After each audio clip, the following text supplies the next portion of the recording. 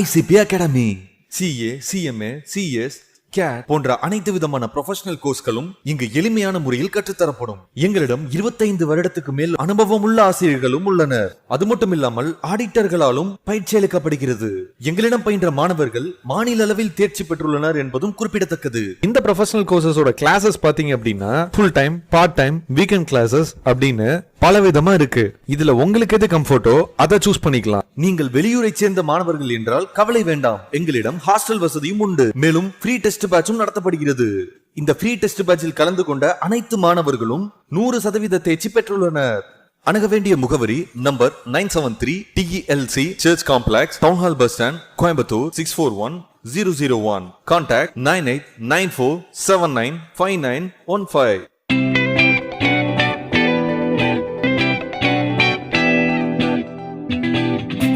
So summary of Unit 9, first agency.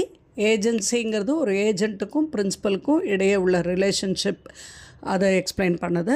அது எக்ஸ்ப்ரெஸ்ஸாகவும் இருக்கலாம், implied அக்ரிமெண்ட்டாகவும் இருக்கலாம். எக்ஸ்ப்ரெஸ்னால் வாய் வழியாகவோ எழுத்து வழியாகவோ வெளிப்படையாக தெரிவிக்கப்பட்டது. இம்ப்ளைடுனா இவருடைய நடவடிக்கையினால் மற்றவரை புரிய வைக்கிறது இம்ப்ளைடு. அந்த தேர்ட் பார்ட்டிஸுக்கு புரிய வச்சா அதுக்கு பேர் ஏஜென்சின்னு சொல்கிறோம். ஸோ அந்த நியமனம் செய்கிற ஒரு ஏஜென்ட்டுன்னு பேர், நியமனம் செய்கிறவர் பிரின்சிபல், நியமனம் செய்யப்பட்டவர் ஏஜென்ட்டு.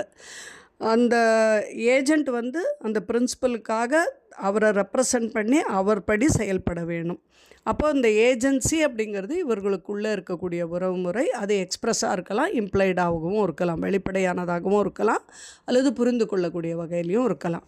இந்த ஏஜெண்ட் மற்றொரு நபரை அதே ஏஜென்சி இதுக்காக அதே பிரின்சிபலுக்காக யார் தன்னை நியமனம் செய்கிறாரோ அவருக்காகவே செயல்படுறதுக்கு இந்த ஒரிஜினல் ஏஜெண்ட் இன்னொருத்தரை நியமனம் பண்ணாரா அவர் தான் சப் ஏஜென்ட்னு சொல்கிறோம். நெக்ஸ்ட்டு சப்ஸ்டிடியூட்டட் ஏஜெண்ட் அப்படின்னு சொன்னால் இந்த ஏஜெண்ட்டுக்கு பதில் இன்னொருவர், இப்போ ஏஜெண்ட்டே இன்னொருவரையும் நியமனம் செஞ்சு அவருடைய செயல்களும் அந்த பிரின்சிபலை கட்டுப்படுத்துச்சுன்னா அது சப் ஏஜென்ட்டுன்னு சொல்கிறோம். சப்ஸ்டிடியூட்டட் ஏஜெண்ட்டுங்கிறது ஒரு நியமனம் செய்யப்பட்ட ஏஜெண்ட் தனக்காக செயல்பட இன்னொருவரை நியமனம் செஞ்சால் அது சப்ஸ்டிடியூட்டட் ஏஜென்ட்டுன்னு சொல்கிறோம். Ratification, where acts are done by one person on behalf of another without his knowledge of authority, he may elect to ratify or disown such act. ஒருவருடைய சம்மதம் இல்லாமல், அவருடைய நாலேஜ் இல்லாமல், அவரால் பொறுப்பு கொடுக்கப்படாமல் அவருக்காக செயல்பட்டார் அப்படின்னு சொன்னால் யாருக்காக இவர் செயல்படுறாரோ அந்த பிரின்சிபல் அந்த செயல்பாடுகளை தடுத்து நிறுத்தலாம். அப்போ இவர் தடுத்து நிறுத்தினார்னா இவர் அந்த அத்தாரிட்டி அவர்கிட்ட தடுத்து நிறுத்தின பின்னால் இவரே அந்த செயல்பாடில் இறங்கலாம். இதையும் ராட்டிஃபிகேஷனும் எக்ஸ்ப்ரெஸ்டாகவும் இருக்கலாம், இம்ப்ளைடாகவும் இருக்கலாம். Next revocation of authority. Agency terminate ஆகும் எப்போ அந்த பிரின்சிபல், தட் இஸ் யார் ஒரு ஏஜெண்ட்டை நியமனம் செஞ்சாரோ அவர் அந்த உரிமையை ரத்து செஞ்சால் அது ரிவோக்கிங்னு சொல்கிறோம். இல்லை அந்த ஏஜெண்ட்டே அந்த பிஸ்னஸ் நிறுத்தினாலே அது ரிவோக் ஆகலாம். இல்லை அந்த பிஸ்னஸ் முடிஞ்சாலோ அல்லது அந்த பிரின்சிபலோ ஒரு ஏஜெண்ட்டோ யாரோ ஒருவர் இறப்பதனாலேயோ இல்லை புத்திசாத்வீனமற்ற ஒரு தன்மை ஏற்பட்டாலோ அப்போவும் அந்த ரிவோகேஷன் ஆஃப் அத்தாரிட்டிங்கிறது ஏற்படுது. அங்கே ஏஜென்சி டெர்மினேட் ஆகுது, முடிவுக்கு வருதுன்னு சொல்லலாம். இந்த பிரின்சிபல் ஆர் ஏஜெண்ட் யார் ஒருவர் இறந்தாலும் இல்லை இருவர் இறந்தாலும், இருவரில் ஒருவர் பைத்தியமானாலோ இல்லை இருவரும் புத்திசுவாதீனமற்ற தன்மையானாலோ அது ரிவோகேஷன் ஆஃப் அத்தாரிட்டின்னு சொல்கிறோம். Next duties and application of an ஏஜென்ட்னு பார்க்கும்போது அந்த ஏஜென்ட்டோட கடமை என்ன, அவர் என்ன செய்யணும் அப்படிங்கிறது பார்க்குறோம். பிஸ்னஸ்க்கு ஆக நியமனம் செய்யப்பட்ட ஒரு ஏஜெண்ட் அந்த பிஸ்னஸை பிரின்சிபல் அவரை நியமனம் செய்கிறவர் என்ன டைரக்ஷன் கொடுக்குறாரோ, எப்படி செயல்பட இது கொடுக்குறாரோ, உரிமை கொடுக்குறாரோ அப்படி செயல்படணும். அவருடைய பொருளுக்கு என்ன விதமான ஒரு பொறுப்பேற்று செய்வாரோ அதே மாதிரியான பொறுப்புடனும் ஸ்கில்லோடையும் அதை செய்யணும். அதுக்கான ப்ராப்பர் அக்கௌண்ட்ஸை அந்த பிரின்சிபலுக்கு கொடுக்கணும். ஏதாவது ஒரு டிஃபிகல்ட்டி இருந்ததுன்னா அந்த பிரின்சிபலோட இமீடியட்டாக கம்யூனிகேஷன் பண்ணணும். அதாவது அதுக்கு தகவல் பரிமாற்றம் நடக்கணும். அந்த பிரின்சிபலுக்கு அந்த டிரான்சாக்ஷன்ஸோட ரெப்புடியேஷன் எந்த விதத்துலையும் பாதிக்காதபடி செயல்படணும். அவருடைய சொந்த அக்கௌண்ட்டால் அதை டீல் பண்ணக்கூடாது. பிரின்சிபலுக்காக இவர் வசூல் செய்த அமௌண்ட்டை பிரின்சிபலுக்கு திருப்பி தரணும். இவருடைய ரைட்டுன்னு பார்க்கும்போது தன்னுக்கு சேர வேண்டிய ஒரு பணங்கள் அதில் அந்த பகுதியை மட்டும் தான் வைத்து கொள்வதற்கு இவருக்கு உரிமை இருக்குது. அதே மாதிரி தான் செய்கிற செயலுக்காக தாம் ஒரு சேல்ரி அல்லது ரெம்யூனரேஷன் எடுக்கவும் இவருக்கு உரிமை இருக்குது. இவருக்கு வர வேண்டிய தொகைக்காக அந்த பிரின்சிபலுடைய சொத்துலேருந்து கொஞ்சத்தை பிடிச்சு வைக்கிறதுக்கும் அவருக்கு உரிமை இருக்குது. அதே மாதிரி சட்டத்தின்படி இன்டெமினிஃபை பண்ணிக்கிறதுக்கு லாஃபுல் ஆக்ட்ஸுக்கும் அவருக்கு உரிமை இருக்குது. அதே ஒரு நல்ல நன்னம்பிக்கைக்கு மேலே செயல்பாடு நடந்திருந்ததுன்னு சொன்னாலும் அதுக்கும் அவர் அந்த லாஸுக்கு இவரை பிரின்சிபலை பொறுப்பாளியாக்கலாம். இப்போ ஏஜென்சி அப்படிங்கிறது இந்தியன் கான்ட்ராக்ட் ஆக்டில் செக்ஷன் 172லேருந்து 238 வரைக்கும் டீல் ஆகுது. ஏஜென்சி அப்படிங்கிறது என்னன்னா relationship between the principal and the ஏஜென்ட்டுன்னு பார்த்தோம். ஏஜென்ட்டுங்கிறவர் இன்னொருவருக்காக செயல்படுபவர், அவரால் பொறுப்பு கொடுக்கப்பட்டவர். பிரின்சிபல் அப்படிங்கிறவர் யார் நியமனம் செய்கிறாரோ அவர். யார் ஏஜெண்ட்டாக இருக்கலான்னா ஒரு மைனர் கூட ஏஜெண்ட்டாக இருக்கலாம். எந்த ஒரு நபரும் ஏஜெண்ட்டாக செயல்படலாம்.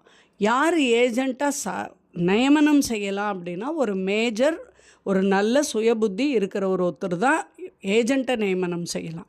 ஆனால் ஏஜெண்ட்டாக நியமனம் செய்யப்பட வேண்டியவர் மைனராகவும் இருக்கலாம், புத்தி சுவாதீனம் ஃபுல்லாக இல்லாதவராகவும் இருக்கலாம். அப்போ எப்படி ஒரு ஏஜென்சி க்ரியேட் ஆகும் அப்படின்னா ஒரு எக்ஸ்ப்ரெஸ்ஸாக தெளிவாக எழுத்துலேயோ வாய் வழியாகவோ எக்ஸ்ப்ரெஸ் பண்ணியிருந்தாலும் ஆகலாம், அல்லது இவருடைய நடவடிக்கைகளாலேயோ தேவைக்கு ஏற்பவோவும் இம்ப்ளைடாகவும் இருக்கலாம். சட்டத்தின்படியும் ஒரு ஏஜென்சி க்ரியேட் ஆகலாம். அப்போது ஒரு ராட்டிஃபிகேஷன் வழியாகவும் கிளியரன்ஸ் வழியாகவும் ஆகலாம். அப்போது ஒரு வேலிட் ராட்டிஃபிகேஷன் அப்படிங்கிறது என்னென்ன தேவைப்படுது அப்படின்னா இட் ஷுட் பி எக்ஸ்ப்ரெஸ்ட் அல்லது இம்ப்ளைடு. அந்த ஃபேக்டை பற்றின ஃபுல் நாலேஜ் இருக்கணும். எல்லா டிரான்சாக்ஷனும் ராட்டிஃபை ஆகிருக்கணும்.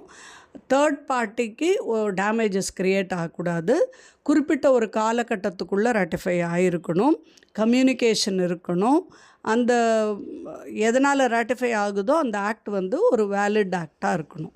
இப்போ ஏஜெண்ட்டோட அத்தாரிட்டி உரிமை எந்த அளவுக்கு இருக்குன்னா ஒரு ஏஜெண்ட் என்ன ஒரு சட்டத்தின்படி செய்ய வேண்டிய செயல்கள் செய்யலாம். ஏஜெண்ட் பிஸ்னஸை தன்னுடைய பிஸ்னஸ் போல் சட்டத்திற்கு உட்பட்டு தேவையான அளவு எது வேணால் செய்யலாம்.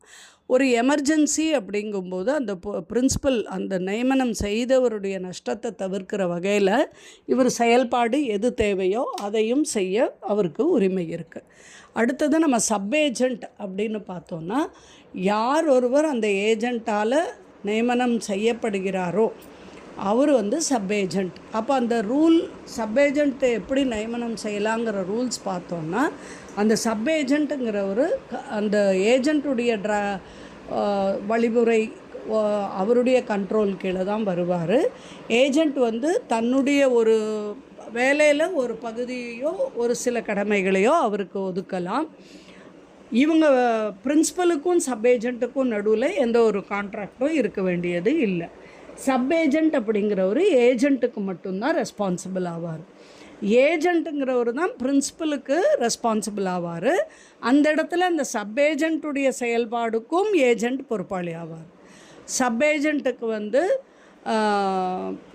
எந்த விதமான நஷ்டத்தையும் பிரின்சிபல் கிட்டேருந்து தான் வாங்கிக்கிறதுக்கு உரிமை இல்லை. அடுத்தது சப்ஸ்டிடியூட்டட் ஏஜெண்ட்டுன்னு சொல்கிறோம். சப்ஸ்டிடியூட்டட் ஏஜெண்ட்டுங்கிறது ஒரு ஏஜெண்ட் பிரின்சிபல் கிட்ட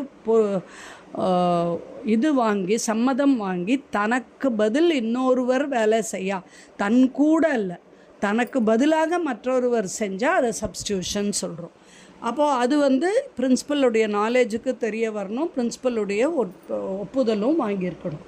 அப்போ அந்த சப்ஸ்டிடியூட்டட் ஏஜெண்ட் போடுறதுக்கு என்ன ரூல்ஸ் சொல்லுது அப்படின்னா, இந்த தன்னை நியமித்தவர் என்ன இன்ஸ்ட்ரக்ஷன்ஸ் என்ன வழிமுறைகள் கொடுத்துருக்காரோ அதன்படி தான் நியமனம் செய்யணும். ஏஜெண்ட் வந்து ஒரு தன்னுடைய பகுதியான ஒர்க்கு எதையுமே வந்து சப்ஸ்டிடியூட்டட் ஏஜெண்ட்டை செய்ய சொல்லி அல்லது கையெழுத்து போட சொல்லியோ கொடுக்கக்கூடாது. கான்ட்ராக்ட் அப்படிங்கிறது பிரின்சிபலுக்கும் சப்ஸ்டிடியூட்டட் ஏஜெண்ட்டுக்கும் எக்ஸிஸ்ட் ஆகணும். அந்த சப்ஸ்டிடியூட்டட் ஏஜெண்ட் வந்து பிரின்சிபலுக்கும் ரெஸ்பான்சிபிளாக இருப்பார். ஏஜெண்ட் வந்து சப்ஸ்டிடியூட்டட் ஏஜெண்ட்டுக்கான செயல்பாடு, அந்த செயல்பாடுக்கு பிரின்சிபலுக்கு பொறுப்பாளி ஆக மாட்டார். சப்ஸ்டிடியூட்டட் ஏஜெண்ட் அப்படிங்கிறவர் தனக்கான ரெம்யூனரேஷன் வராதப்போ பிரின்சிபல் மேலே அவர் தாராளமாக வழக்கு தொடுக்கலாம். இதெல்லாம் வந்து நம்ம சப்ஸ்டிடியூட்டட் ஏஜெண்ட்டில் பார்க்குறோம். Next duties and right of an agent அப்படின்னு பார்க்கும்போது முதல் டியூட்டிஸ் பார்க்குறோம். பிரின்சிபல் என்ன சொல்கிறாரோ அதை செய்ய வேண்டியது அவருடைய கடமையாகிறது. பொருட்கள் மேலே போதுமான ஒரு கேர் எடுக்கணும், ப்ராப்பர் அக்கௌண்ட்ஸை கொடுக்கணும், பிரின்சிபல் கூட கம்யூனிகேட் பண்ணணும், அவருடைய சொந்த கணக்கு வழக்குகளை பயன்படுத்தக்கூடாது, சீக்ரெட் ப்ராஃபிட் எதுவும் அதனால் அவர் மேற்கொள்ளக்கூடாது, அவருடைய அத்தாரிட்டியை வேறு யாருக்கும் டெலிகேட் பண்ணக்கூடாது, என்ன பணம் வாங்கியிருக்காரோ அதை வந்து பிரின்சிபலுக்கு திருப்பி தரணும், எந்த இன்ஃபர்மேஷனையும் தவறுதலாக பயன்படுத்தக்கூடாது. அதே சமயத்தில் அவருக்கு என்னென்ன உரிமைகள் இருக்குது, ரைட்ஸ் ஆஃப் ஏஜென்ட்னு பார்க்கும்போது அந்த பொருளை தான் ரீட்டைன் பண்ணிக்க அவருக்கு உரிமை இருக்குது. தனக்கான ஒரு ரெம்யூனரேஷன், தனக்கான ஊதியத்தை பெறதுக்கு அவருக்கு உரிமை இருக்குது. அந்த ஊதியத்துக்காக கொடுக்காத பட்சத்தில் அந்த பொருட்களை கைவசம் வச்சுக்கிறதுக்கு அவருக்கு உரிமை இருக்குது. லாஸ் என்ன ஏற்பட்டதோ அதை வந்து தான் நஷ்டத்தை ஈடு செய்ய சொல்லி பிரின்சிபலை கேட்குறதுக்கு உரிமை இருக்குது. இன்ஜுரி ஏதாவது ஏற்பட்டால் அதுக்குரிய காம்பன்சேஷன் கேட்கவும் உரிமை இருக்குது. பர்சனலாக என்ன லயபிள் ஆகிறாரு ஒரு ஏஜெண்ட் அப்படின்னு போனால், ஃபாரின் பிரின்சிபலுக்கு லைபிலிட்டியை அவர் தான் ஏற்றுக்கணும். பிரின்சிபல் யாருன்னே தெரியாமல் தான் பிரின்சிபல் மாதிரி நடந்துட்டாலும் இவர் தான் பர்சனலாக லைபிள் ஆகிறாரு. பிரின்சிபல் ஒரு கான்ட்ராக்டுக்குள்ளே என்ட்ரி ஆக இன்கம்பீட்டன்ட், அவரால் என்ட்ரி ஆக முடியாதுங்கிற பட்சத்தில் ஏஜெண்ட்டு தான் பொறுப்பாளி ஆகிறாள். அதே நேரத்தில் தான் ஏஜெண்ட் மாதிரி ஒரு செயல்பாடு வழியாக ப்ரிட்டன் பண்ணி பாவலா செஞ்சு மற்றவரை நம்ப வச்சுருந்தாலும் இவர் தான் பொறுப்பாளி ஆகிறாரு. தனக்கு கொடுக்கப்பட்ட ஒரு உரிமையை மீறி அதை காட்டிலும் அதிகமான செயல்கள் செஞ்சாருன்னாலும் தான் பர்சனலாக லைபிள் ஆகிறார். அப்போது இந்த ஏஜென்சிங்கிற உறவு முறை எப்போ டெர்மினேட் பண்ணலாம் அப்படின்னா, எந்த நேரத்துலையும் பிரின்சிபல் அவருக்கு கொடுத்த உரிமையை ரிவோக் பண்ணலாம், திரும்பி வாங்கிக்கலாம். ஒரு ஏஜெண்ட்டே நான் இனிமேல் ஏஜென்சியில் இல்லை, நாங்கள் ஏஜென்சி வேண்டாம்னு ரெனன்சியேஷனும் பண்ணலாம். இல்லை பிஸ்னஸ் முடிஞ்சாலும் அந்த ஏஜென்சி கம்ப்ளீட் ஆகுது. இல்லை ஒரு இறப்போ அல்லது அந்த புத்திஸ்வாதீனமற்ற தன்மையோ அந்த பிரின்சிபலுக்கோ அல்லது அந்த ஏஜெண்ட்டுக்கோ நேர்ந்தால் அப்போவும் அந்த ஏஜென்சி டெர்மினேட் ஆகுது. அல்லது அந்த பிரின்சிபல் இவரை யார் நியமனம் செய்தாரோ அவர் நிதி நிலைமை மோசமாகி இன்சால்வன்சி சப்மிட் பண்ணார்னாலும் அவருக்கும் ஏஜெண்ட்டுக்கும் இருக்கிற ரிலேஷன்ஷிப்பு முடிவடையுது. இல்லை அந்த ஏஜென்சிக்குரிய அக்ரீடு கால பீரியடு அது முடிஞ்சாலும் முடியுது. ஸோ இது இந்த லெசனுடைய சம்மரியாக பார்க்குறோம். Thank you friends.